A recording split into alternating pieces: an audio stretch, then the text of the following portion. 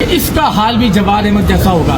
मर्द के बच्चे बनो अगर फॉलोअर इमरान खान के उस रियासत। जवाद अहमद कौन है जी? सिंगर, बहुत बड़ा नाम, ठीक है। और उनकी भी अपनी एक पार्टी है जिसका नाम है बराबरी पार्टी। और आप लोग पता है आप लोगों को वो बहुत ही फेमस है जनाब। ऐसे लोगों से झगड़ा करने लग जाते हैं, किसी का सवाल वो बर्दाश्त ही नहीं करते और आए दिन कभी किसी जर्नलिस्ट के साथ झगड़ रहे हैं। रिसेंटली आपने एक वीडियो देखी होगी, एक जर्नलिस्ट उनका पॉडकास्ट करने के लिए जाता है, इंटरव्यू करने के लिए, और वो धक्के मार के उस एंकर को बाहर निकाल देते हैं। और वो आप इधर इंटरव्यू करने आए हैं या बयानियां बनाने आए हैं? बयानी नहीं बना रहे, सवाल आपने शुरू किया। आपने शुरू किया। इमरान खान की तो बात नहीं करनी थी, वो घटिया आदमी है, उसमें बात क्यों करूं? देखिए आप बकवास कर रहे हैं, आप बकवास कर रहे हैं, नहीं आप बकवास कर रहे हैं, आप सब इस तरह बात करेंगे आप बाहर में जाएं, आप बाहर में जाएं मेरी तरफ से। और मेरी बात सुनो, तुम बयानियां बनाने आए हो यहाँ पे, क्या करने आए हो? आप एक मेरे पास करने के आए हो? नहीं मेरी बात सुनो ना, पहले मेरी बात सुनो। मैं सुनूंगा। तुम नहीं तुम हो कौन? तुम मेरी बात सुनोगे? तुम टके के साफी नहीं हो।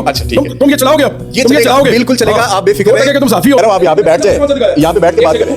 बदतमीजी का क्या मतलब है? नहीं घटिया आदमी तू आईना को दिखा रहा है, ये बोल क्या रहा है? भाई तो बोल जाएगा। बहुत वायरल जाता है सोशल मीडिया पर, जो कि ये भी हरकत उनकी बहुत गलत हरकत थी, ऐसा बिल्कुल भी नहीं होना चाहिए था। इसी तरह जवाद अहमद साहब जो है वो एक दफा रेहान तारक के पॉडकास्ट में चले जाते हैं। रेहान तारक एक बहुत बड़ा नाम, जर्नलिस्ट है, एंकर है, ठीक है। और वहां पर भी एक लेडीज जो है वो एक क्वेश्चन करती है जवाद अहमद से कि भाई आपको तो कोई जानता ही नहीं है, हम आउट ऑफ कंट्री जाते हैं, वहां पर हम किसी ऐसा कोई नाम ले लेते हैं, यानी लोग खान साहब खान साहब खान साहब करते हैं।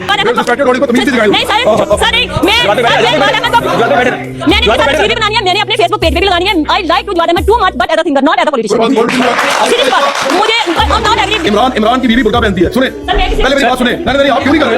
अरे नहीं मैं बताता हूं आपको, आप ही ज्यादा ना बोलो। और आपको तो कोई भी जानता ही नहीं है, तो वहां पर झगड़ा हो जाता है। जवाद अहमद साहब निश्चित से उठ जाते हैं, लेडीज के साथ झगड़ा करना शुरू कर देते हैं। यानी हर जगह पर मैंने जवाद अहमद साहब को ऐसे ही देखा। यानी उनकी भी एक बराबरी पार्टी है, वो भी एक पार्टी को रन कर रहे हैं। तो इसलिए भाई मामला ये पेश हुआ कि उस FIA का जो अफसर है उसने ये कह दिया कि इकरार उल हसन भी जो है वो जवाद अहमद की तरह जलील होगा। यानी ये जहन में रखते हुए, क्योंकि जवाद अहमद हर एक से झगड़ता है भाई, किसी का कोई बात जो है वो बजाय इसके कि वो उसको तहम्मुल से जवाब दे, आगे से थोड़ा सा झगड़ा करने लग जाते हैं जवाद अहमद साहब। तो इसको मद्देनजर रखते हुए उस FIA के अफसर ने इकरार उल हसन को ये बात कर दी कि भाई आपने जो है वो प्रोग्राम छोड़ दिए, आपने जो TV छोड़ दी है, एंकर वगैरह, ये जर्नलिस्ट वगैरह, ये सब छोड़ के आपने एक पार्टी बना ली है और आपका वही हाल होगा जो जवाद अहमद का हो रहा है। यानी ये बात आप जहन में रखनी, इस तरह की कोई बात नहीं।